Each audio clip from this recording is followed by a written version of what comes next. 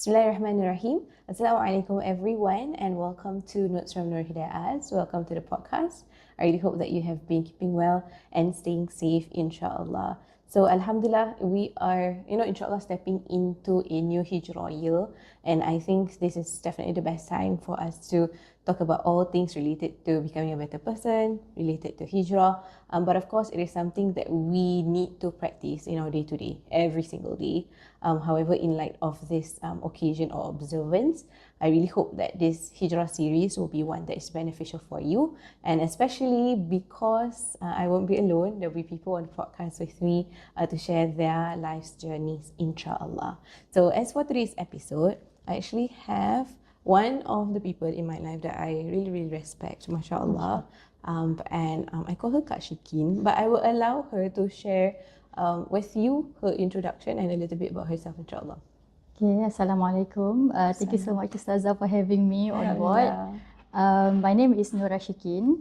I'm currently a mother of a pair of twins, a boy and a girl, and I'm currently pursuing my postgrad studies in psychology at Ibn Khaldun in Turkey, Istanbul. MashaAllah. So how is it juggling motherhood and PhD studies and just being present in Turkey? You want me to sugarcoat or you want the hard truth? It's been pleasant, alhamdulillah, but also it comes with a lot of challenges. But of course, alhamdulillah, Allah gives everyone the capacity to do something, and I believe this is my calling. Allah grant me to be a mother, and to also He grants me with the capacity to think critically and be in academia, insyaAllah. So yeah, I believe this is all part of amanah, responsibility that I will be questioned. So I hope when on the day that I will be questioned, I will be able to answer him that I've done my very best to be a mother and to also to contribute back to the ummah, insyaAllah. MashaAllah. That really requires so much work and effort, but I see a lot of ihsan in just the thing that you have just shared. And I pray that may Allah SWT continue to facilitate you on this journey. Before we move forward with the episode, I'm happiest to share that this episode is brought to you by Agent Fariz, also known as Agent TGIF. Thank God it's Fariz. His mission to empower homeowners is one that really resonates with me, and you'll find out more later on in this podcast. And I am sure that his expertise and the services that he provides will be useful on your journey of betterment, be it in terms of our spiritual pursuits or on a bigger scale, looking at a safe place, a safe home for us to actually live a life that is better for us, for the people around us, and of course, for our own faith. So more details on his services and the consultations that he provides can be found in the description. And insyaAllah, later on, I will share with you more about this. Okay, back to the episode. Just one more thing before we talk about hijrah is how different is it to study psychology in Turkey compared to our Asian countries? I would say because I did my undergrad in Malaysia, and now I'm doing my postgrad in Turkey, and I think it's so much difference, especially that when I was in Malaysia, I did like Islamic psychology, and when I'm in Turkey, of course the environment is very much Islamic, but the things that I learned is not really Islamic. It's more of like a secular kind of psychology, and it really depends on the lecturer who wants to talk about Islam or not. So in terms of that, I think it's more secular, more Western. But alhamdulillah, with the foundation that I had in Malaysia, it has actually facilitated me to understand psychology and not to take it at face value like the mainstream that trying to push the agenda. So yeah. MashaAllah, I think that is really beautiful. Like I can only imagine that entire experience, but I do feel like, I guess at this point you are pursuing something that is passionate for you, and I do foresee that it is something that you will insyaAllah bring benefit to the community through the knowledge that you have learned lah. InsyaAllah, Ameen. Looking forward to that. But insyaAllah, now let us just jump straight into our conversation for today lah. So basically, we're going to talk about our hijrah stories.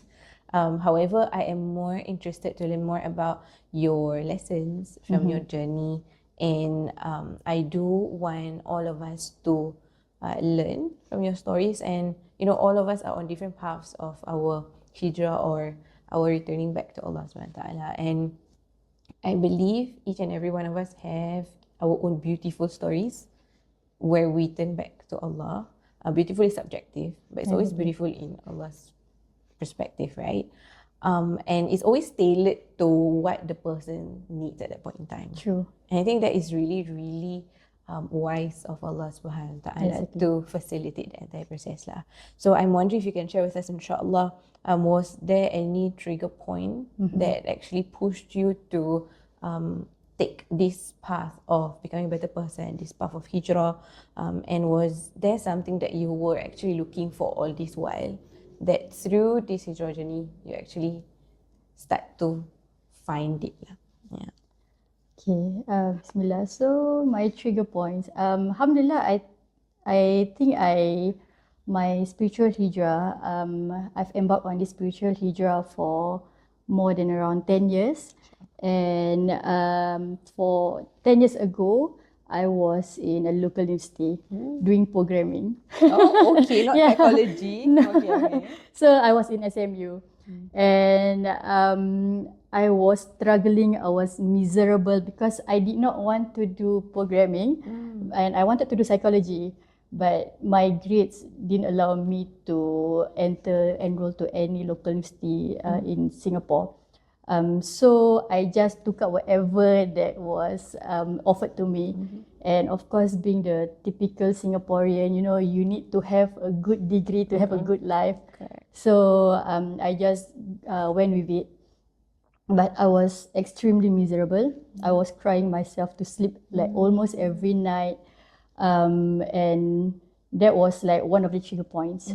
And I think another major trigger point, I think at that point of time, before my hijrah, it was easy for me to talk to people, especially the opposite gender.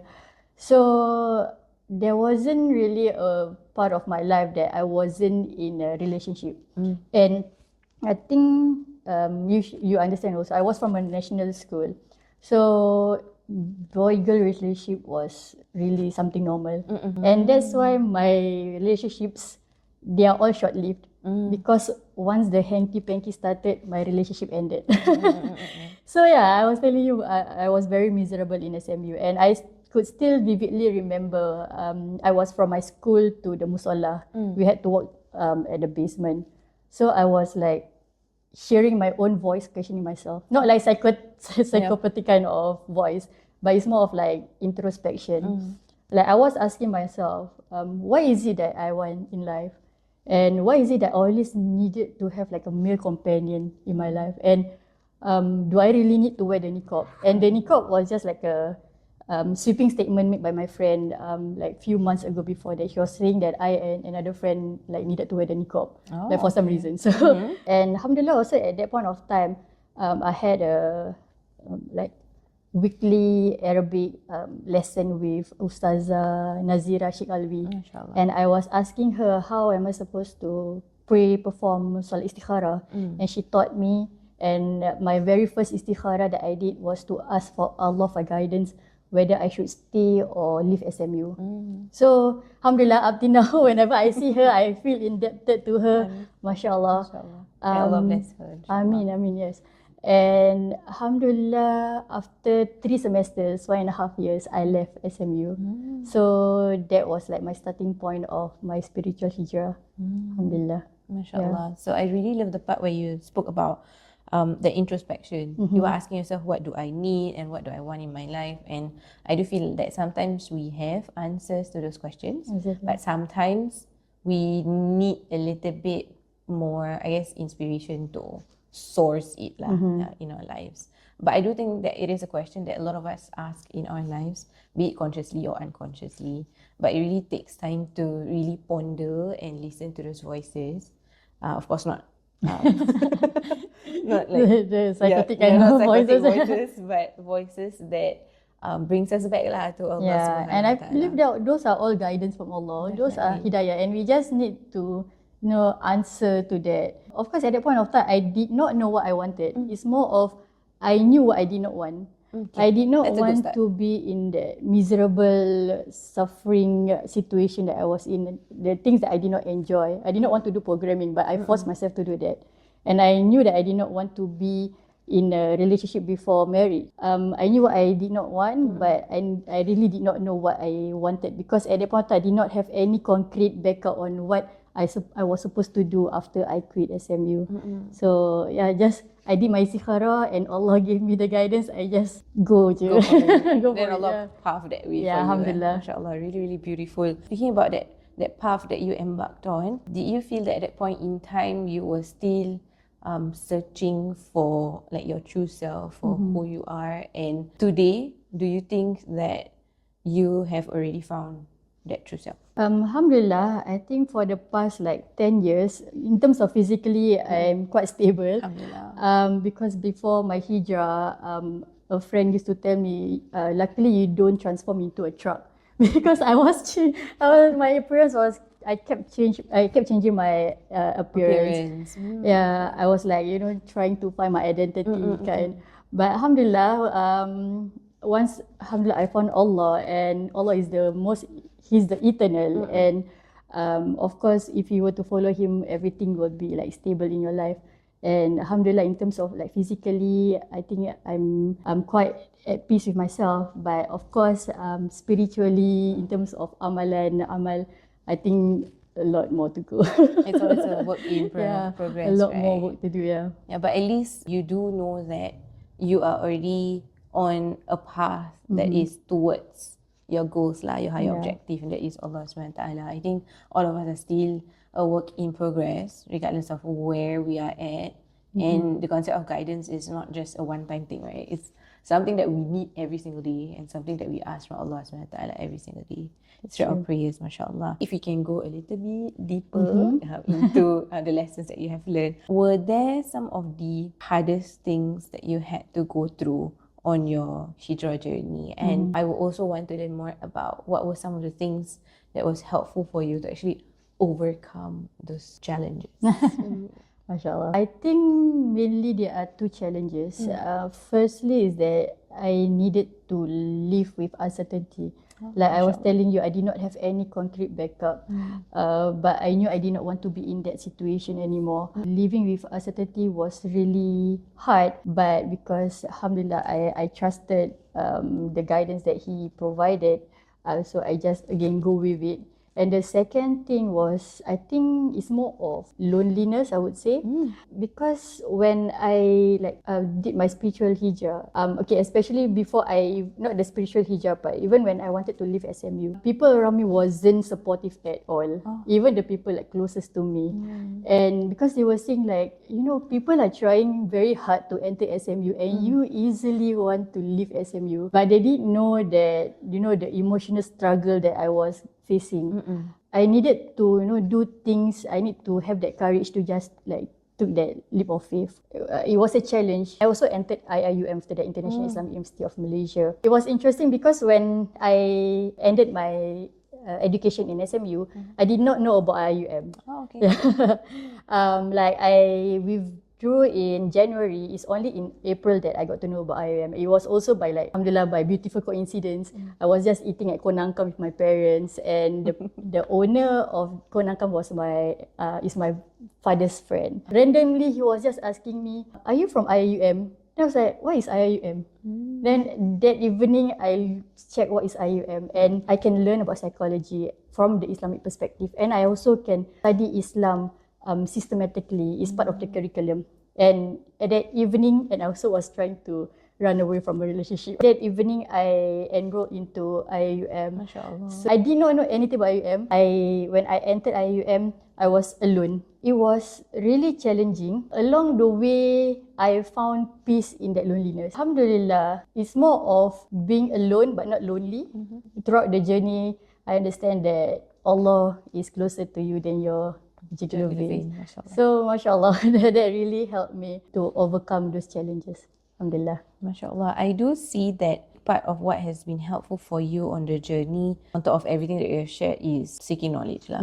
I do think that sometimes when we struggle with something and when we don't have the knowledge to overcome it, it can be overwhelming. Yeah. But actually through seeking knowledge, one of the benefits is to actually help us with that. And earlier you mentioned about you learning from Ustazah Nazira about how to do istikharah. It's beautiful how you touched about living in uncertainty. Like, I do feel that when you go into istikharah, you usually ask for that matter and you expect Allah to give some clarity on that matter. But we forget that insyaAllah on our journey to attain that matter, Allah will help us build on certain skills and certain traits that we need on that journey. Yes, like He won't abandon you. Like, you know, He just show that way. Then after that, Yeah, He okay will lah, keep. go lah. All the Go best ahead lah. All the best Yeah, lah. of course He will, because He's the one who guided you, and He will bring all the necessary skills that you needed to actually overcome all that arduous journey. You know. I see that in your story how Allah helped you to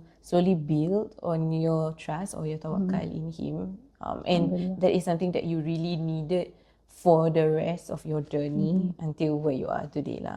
Like, it continues to build up from a very low, I guess, low percentage of our tawakkal, and then we slowly grew, and that is where, I guess, with higher tawakkal, Allah presents us with more opportunities, because going for opportunities also requires some level of courage and tawakkal. And now that you are in Turkey, mashallah, beautiful. The best place. The like, best place. Heaven on earth. I've never been to this heaven on earth. You should. I should go someday, insyaAllah. You also mentioned about finding that peace in loneliness. I do think a lot of times when we struggle with something, we feel that to find peace, I need to remove this. But sometimes it actually takes for you to find peace even in that experience, even in that journey. But of course, if the thing that you're asking Allah to take it away from you is something that brings you further away from Allah, then that's valid lah. But other than that, our experiences do bring us somewhere and help us grow lah, insyaAllah. So beautiful, mashallah. Really love what you have just shared. And I do believe that some of our listeners who might be tuning in right now can resonate with those challenges lah. At least they can learn from you, find some inspiration lah, insyaAllah. I have another question that is in relation to our living environment. How has your living environment affected your spiritual well-being during your hijrah? Because Turkey did not happen 10 years ago. But when we want to become a better person, there are a lot of changes, positive changes that we need to make around us, especially because it will contribute to the effectiveness of this journey. And partly because you also mentioned that at that point you did not have support even from the friends around you. Yeah. So how was that for you, and how did you work towards creating a living environment that is helpful for your hijrah journey? I would say the real hijrah that I had was when I was in IIUM. So that was when I started to wear the niqab. It's just beautiful, mashallah. IIUM, the campus itself, there's a masjid at the center of the university. The heart, Yeah, at the heart of the university. And every single day, every single prayer, the azan, you know, it's so beautiful. The campus is surrounded by mountains. And I just remember, you know, when I was like sitting in my dorm, overlooking the mountains, and I was reading the tafsir, the same tafsir book that I read a few months ago in Singapore. I did not understand like anything about the tafsir, you know, when I was in Singapore. But when I was in IIUM, in my dorm, looking at the mountains, I could, like, every single word I could feel, I could comprehend, like what Allah is trying to convey to me. Beautiful. And you know, like Surah Al-Baqarah, Allah talks about the munafiq. Of course, the munafiq in a different sense, but at that point of time I really felt like a munafiq because I uttered like words that I love Allah, I love Nabi Muhammad SAW, but I couldn't even memorize Al-Falaq, you know, properly. I could not even like share 3 things about what the Prophet did during his life. So I really felt like a hypocrite, you know, saying things but in my heart, I did not know anything. I do not have knowledge or anything. Alhamdulillah, suddenly Allah, suddenly at the point of time, Allah gave me that knowledge to comprehend about the religion. I think that is like one of the most beautiful things that Allah can grant you with, is to comprehend the religion, mashallah. Back then, my families, okay, now that I look back, when I was in Turkey, when I'm in Turkey, I look back and mashallah, Allah really granted me and my family the risk that we thought could only be attained through working and getting salary. You know what I mean? Because even before I got married, my family's financial standing wasn't that great. And when I got married to my husband, you know, he just graduated from like a bachelor degree, and ustaz asatiza's salary back then 10 years ago wasn't that great. But Allah really presented us with a lot of blessings that we do not know where it come from, but of course from Allah. Because He allowed us to like travel the world. He allowed us to go to Jordan where my husband did his masters, and afterwards He allowed us to be in Turkey, like one of the most beautiful places in the world, heaven on earth. Yeah, like, because I went there for the first time during my honeymoon, and I always found myself returning back to Turkey, and I did not expect me to be living there. Now, alhamdulillah, in our 5th year of living in Turkey, we still have like maybe 3 or 4 more years in Turkey. So, mashallah, my husband and I, we will just like laugh to ourselves and like, where did our risk come from? Like, for example, when we had the opportunity to go, when we flew back to Singapore in the past, we had the chance to go on business class because someone helped us to upgrade. And we were like, you know, people around here, they actually work hard, to get high salary and to go on business class, you know. But we like, mashallah, pleasantly confused, like how are we able to be in that kind of position? Unexplainable, and only can be explained by Allah. Of course. Yeah, mashallah. And when you go through that journey, you definitely feel it. Subhanallah, I feel that it's really a build up. I'm not analysing your life or anything lah, but but it really is a build up, because you began from a point where you were struggling to live with uncertainty, and then Allah helps you to build on your tawakkal upon Him. Part of that process allows you today to be able to appreciate and practice gratitude for what Allah SWT has given and facilitated you. I do think that if we do not struggle at some point in our lives, we are not able to appreciate what He gives us. And constantly, when He continues to bless and give us, it is a reminder from Allah that He, remember, there was one time you were struggling and now you are here. And at the same time, it further reinforces the value of trusting Allah subhanahu wa ta'ala, because it just opens doors to wherever we don't expect lah. And in this case, Turkey, mashallah. So far, but okay, I need to go. You need, yes. MashaAllah, I hope that you have found benefit in our conversation thus far. Now, before we proceed towards the end, which is the highlight of today's episode, I just want to bring us back to the point that this episode is brought to you by Agent Fariz, or also known as Agent TGIF. Thank God it's Fariz. Embarking on your spiritual journey often means embracing change. As you evolve, you'll begin to realize that your living space also needs a change too. And this is where I'm really, really happy that Agent TGIF, or Agent Fariz, is a big part of today's episode. His mission is to empower homeowners with transparent consultancy, detailed financial analysis, and client education for informed property decisions. Agent Fariz has also authored 3 books on real estate, which is really, really useful for those of you who are looking for resources to better equip yourself with the understanding of home ownership. And I am sure these guidebooks will be useful for you in your home buying journey. So insyaAllah, to make the right move and achieve your property goals, take this opportunity to contact Agent Fariz, and all of his details will be shared in the description. So thank you so much, Agent TGIF, for being a big part of this episode. Okay, now back to the last most important part. What is the most important part of today's episode? Agent Fariz has shared 3 books on real estate, which is really, really useful for those of you who are looking for resources to better equip yourself with the understanding of home ownership. And I am sure these guidebooks will be useful for you in your home buying journey. So insyaAllah, to make the right move and achieve your property goals, take this opportunity to contact Agent Fariz, and all of his details will be shared in the description. So thank you so much, Agent TGIF, for being a big part of this episode. Okay, now back to the last most important part. of this conversation. What is the best part about Turkey that Singapore does not have? Peace. Peace. Yeah, it is really beautiful. Even like non-Muslims, because people thought Turkey is like an Islamic country, but it's still a secular country like Singapore, only that is populated by Muslims. Not really Muslims lah, but people with like on their IC it says Islam, but Okay. but they are affected. That is historical lah. Yeah. But even non-Muslims, when they go to Turkey, they fall in love with Turkey, and some non-Muslims also actually live in Turkey because they really love how beautiful Turkey is. Okay, so we're actually down to our final question for today's episode. I would really appreciate if you can share a friendly advice or perhaps a friendly reminder for those who are on their hijrah journey, for those who are seeking betterment, something that you wish someone would have told you earlier in your journey. Do not leave your prayer, your solat. Because alhamdulillah, when I was younger, my parents, they instilled the importance of prayers. Even when I was in like national school, we would go to the backstage and perform prayer.